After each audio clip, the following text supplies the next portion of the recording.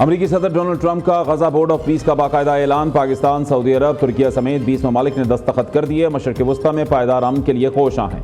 गजा अमन board में बहुत से ममालिक शामिल होना चाहते हैं। बोर्ड में शामिल तमाम ममालिक के शुक्रगुजार हैं। गजा में जंग खत्म होने के करीब है। हमास ने हथियार ना फेंके तो उसे तबाह कर देंगे। अमरीकी फ़ौज दुनिया की ताकतवर तरीन फ़ौज है। डोनाल्ड ट्रंप का डिवोर्स में गजा बोर्ड ऑफ पीस की तकरीब से खिताब। कहा, पाकिस्तान और भारत की जंग रुकवाई, दोनों जौहरी ताकतें हैं। मैंने 10 माह में 8 जंगें रुकवाई, दुनिया मजीद महफूज हो गई। वज़ीर आज़म शहबाज शरीफ कह चुके कि मैंने करोड़ों लोगों की जानें बचाई। हमने नामुमकिन और बड़े बड़े काम किए। अमन कोशिशों की कामयाबी के लिए पुरउम्मीद हैं। सदर ट्रंप ने ईरान के साथ मुज़ाकरात का इंदिया भी दे दिया।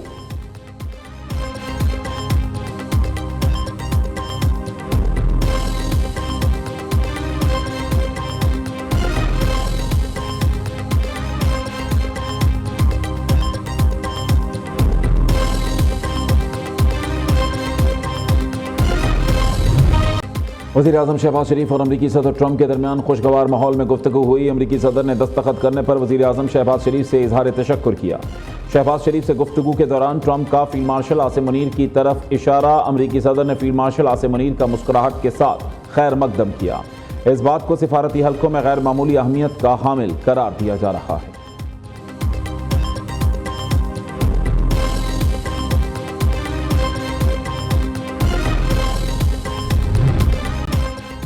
मार्काए हक पाक फौज का एक शाहकार। दुनिया भर में भारत की इज्जत हुई तार तार। आलमी रहनुमा पाकिस्तानी सियासी और अस्करी क़यादत से मिलने के लिए रहे बेकरार। डिवोर्स में वज़ीर आज़म शहबाज शरीफ और फील्ड मार्शल सैयद आसिम मुनीर आलमी रहनुमाओं की तवज्जो का मरकज़ बने रहे। दोनों की आलमी रहनुमाओं से गैर रस्मी और खुशगवार मुलाकातें। वज़ीर आज़म और फील्ड मार्शल से अज़रबैजान के सदर इल्हाम अलियोव की मुलाकात। अमेरिका के secretary of state Marco Rubio और सऊदी अरब के वज़ीर ख़ारिजा शहज़ादा फैसल बिन फरहान आले सऊद भी मिले।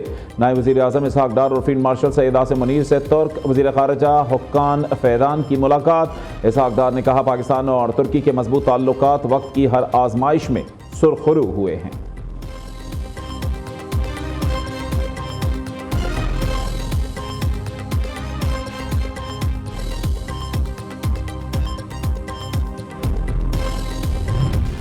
सानहा गुल प्लाजा सर्च और रेस्क्यू ऑपरेशन छठे रोज भी जारी। प्लाजा के अतराफ पुलिस और रेंजर्स की भारी नफरी तैनात। सिर्फ लापता अफराद के अहल खाना और मुतल्लिका हुक्काम को आने की इजाज़त। सानहा में जाँ बहक अफराद की तादाद 62 हो चुकी। 88 अफराद ताहाल लापता। Police surgeon doctor Samiya Tariq का कहना है 15 अफराद की शनाख्त हो गई। DNA से 8 अफराद की शनाख्त हुई। 50 अफराद का पोस्टमार्टम हो चुका। ज़िला इंतजामिया का कहना है हैवी मशीनरी के जरिए मलबा हटाया जा रहा है। आग कैसे लगी, तहकीकात जारी हैं। सिंध बिल्डिंग कंट्रोल अथॉरिटी का रेस्क्यू ऑपरेशन के बाद गुल प्लाजा को गिराने का फैसला। दूसरी जानिब गुल प्लाजा के बाहर जाँ बहक होने वालों के वरसा का धरना। पुलिस और रेंजर्स ने खवातीन को इमारत के अंदर जाने से रोक दिया। वरसा की इंतजामिया के खिलाफ नारेबाजी। हमारे बच्चों को जल्द अज जल्द तलाश किया जाए, लवाहिकीन की अपील।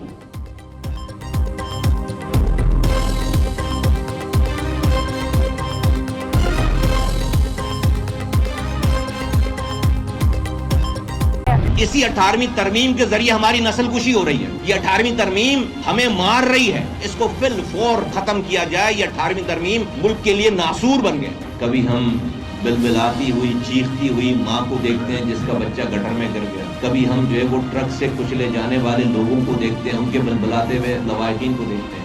और फिर ये रोज के सानियात। और अब ये वाला सानिया, इस शहर में 22 लोग रोजाना मरते थे। इस शहर को बंद करके इसकी इकोनॉमी को तहोबाला किया जाता था।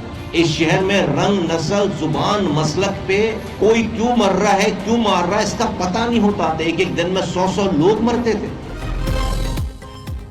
MQM का कराची को वफाक का हिस्सा बनाने 18वीं तरमीम खत्म करने का मुतालबा। बस बहुत हो गया, ये सुधरने वाले नहीं। सिंध हुकूमत नाकाम हो चुकी।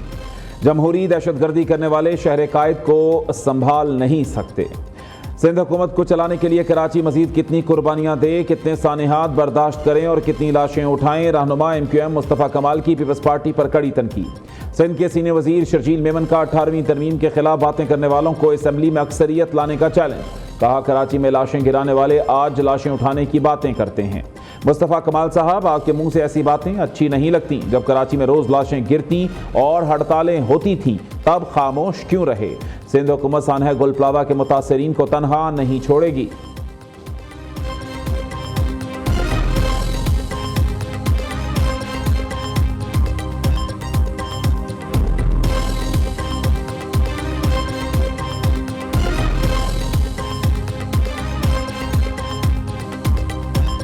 वो जमातें बात कर रही, जिन लोगों ने हाथ से इस तरह के इंसिडेंट किए हैं, इन लोगों ने जिंदा लोगों को भत्ते के चक्कर में जलाया भी है। आप आज बैठकर ऐसे मौके में जब लोगों के अभी तक आंसू नहीं पहुंचे हैं, आज भी इस वक्त जब हम बात करें तो लवाहिकीन उस गुल प्लाजा के बाहर खड़े हुए हैं अपने प्यारे लोगों की डेड बॉडीज के लिए। वहां पे बैठकर आप पॉलिटिक्स कर रहे हैं। हर पॉलिटिकल पार्टी का इख्तियार है कि वो आके तनकीद करे कि जी 18वीं तरमीम खराब है और कराची को वफाक के हवाले कर दिया जाए। मेरा एक सवाल है कि क्या 18वीं तरमीम को खत्म करने से और कराची को वफाक के हवाले करने से ये इंसिडेंट नहीं होंगे? वहां पे बैठ के आप इल्जाम लगा रहे हैं और अजीबो गरीब बातें कर रहे हैं। आपकी अपनी सियासत क्या रही है और मैं आपको कोई जवाब नहीं दूंगा। इमारतों, मार्केटों, प्लाजों, अस्पतालों और स्कूलों को मौत के कुएं नहीं बनने दिया जाएगा। पंजाब रेस्क्यू 1112 जनूबी एशिया का वाहिद UN सर्टिफाइड रेस्क्यू इदारा बन गया।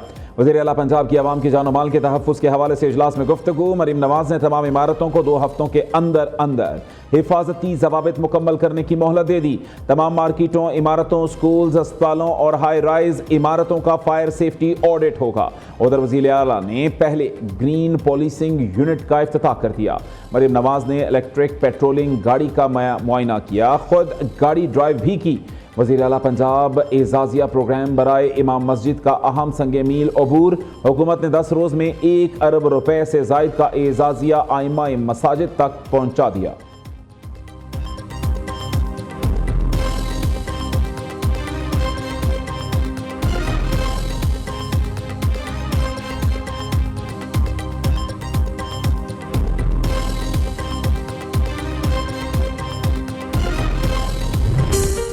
मैदानों में बारिश और यालाबारी, पहाड़ों पर बर्फबारी। लाहौर में कहीं बारिश तो कहीं यालाबारी। सर्दी की शिद्दत बढ़ गई। पंजाब के मुख्तलिफ अजला में भी बादल बरस पड़े। मलका कौसार मरी ने भी बर्फ की चादर ओढ़ ली। महकमे मौसमियात की 10 से 12 इंच बर्फ पड़ने की पेशगोई। मुताल्लिका महकमों को अलर्ट कर दिया गया।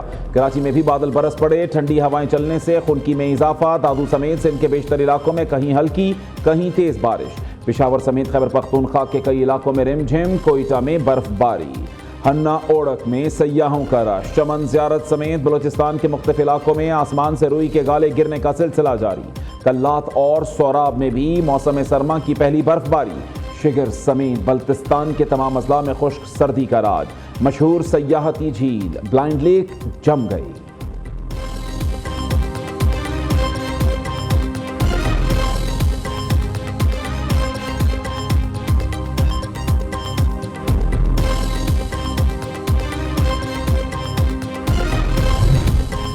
भारत में T20 वर्ल्ड कप नहीं खेलेंगे बांग्लादेश का 2 टोक ऐलान। बांग्लादेश के youth and sports adviser Asif Nazrul ने कहा कि भारत की सिक्योरिटी सूरत हाल में कोई बेहतरी नहीं आई। भारतीय क्रिकेट बोर्ड एक खिलाड़ी को तहफ़्फ़ुज़ फराहम नहीं कर सका तो पूरी टीम की जमानत कैसे देगा?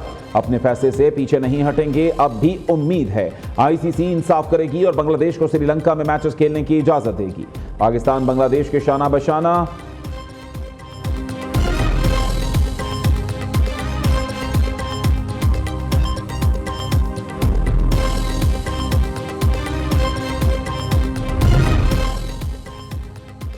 मुल्की मईशत के लिए अच्छी खबर। शरह सूद सिंगल डिजिट पर आ गई। टी बिल्स की नीलामी में शरह मुनाफा 10% से कम होने पर सरमायाकारों का एतमाद बहाल। 2 साल कबल पॉलिसी रेट 22% की बुलंद तरीन सतह पर था। मालियाती कंपनी टॉप लाइन के मुताबिक 1 माह के टी बिल पर शरह मुनाफा 9.89% रिकॉर्ड की गई, जो मुआशी इस्तेहकाम की वाज़ेह अलामत है। हुकूमत ने गजा के मामले पर ऐवान को नजरअंदाज कर दिया। बताया जाए गजा बोर्ड ऑफ पीस ज्वाइन करने की शराइत क्या हैं? क्या पाकिस्तान हमास को गैर मुसल्लह करने के लिए किरदार अदा करेगा? चेयरमैन PTI बैरिस्टर गौहर ने कौमी असम्बली इजलास में सवाल उठा दिया। सरबराह JUI मौलाना फजल रहमान ने भी हुकूमत को आड़े हाथों ले लिया। कहा हुकूमत ऐवान को एतमाद में नहीं ले रही और क्या गजा अमन बोर्ड में शमूलियत पर काबीना को एतमाद में लिया है? हुकूमत बताए इस खुफिया शमूलियत के पीछे क्या हिकमत अमली है? गजा अहम मामला, कौम को बेखबर रखना खतरनाक है। वफाकी वज़ीर तारिक फजल चौधरी ने वजाहत दी। गजा की तामीर नौ और मुस्तकिल जंगबंदी के लिए पाकिस्तान ने बोर्ड ऑफ पीस में जाने का फैसला किया। पाकिस्तान ने हमेशा कश्मीर और फलस्तीन के लिए आवाज बुलंद की।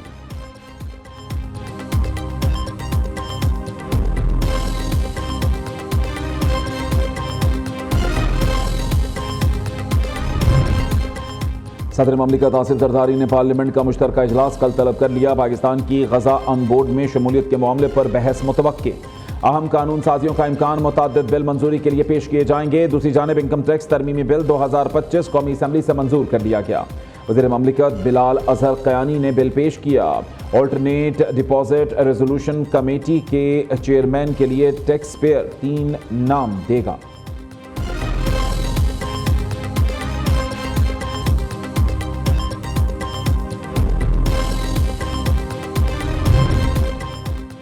पंजाब में बल्दियाती इंतखाबात में ताखीर पर election commission in action. Chief election commissioner ने वज़ीर आला को तलब करने का इंदिया दे दिया। रिमार्क्स दिए, हमें मजबूर ना करें कि वज़ीर आला को तलब करके यहाँ बिठा लें। आप वज़ीर आला को मामले की हसासियत के बारे में बताएं। ये बहुत शर्मिंदगी की बात है। पंजाब में 2021 से बल्दियाती इंतखाबात नहीं हुए। अगर मकामी हुकूमतें नहीं तो सूबाई हुकूमत का भी कोई जवाब नहीं।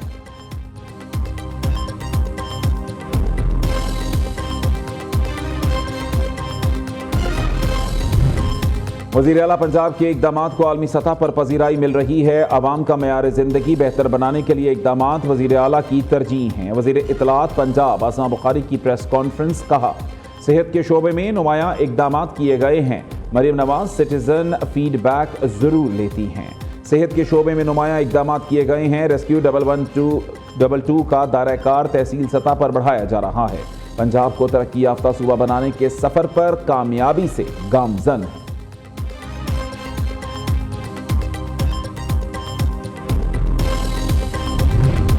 लाहौर के पार्कों में पतंगबाजी पर पाबंदी आयद। ग्रीन बेल्ट्स और सब्जाजार पर भी पतंगबाजी की ममानियत होगी। पीएचए के तमाम जोन्स डायरेक्टर्स को मुरासला जारी। पार्कों में पाबंदी पर अमल दरामद यकीनी बनाने की हिदायत।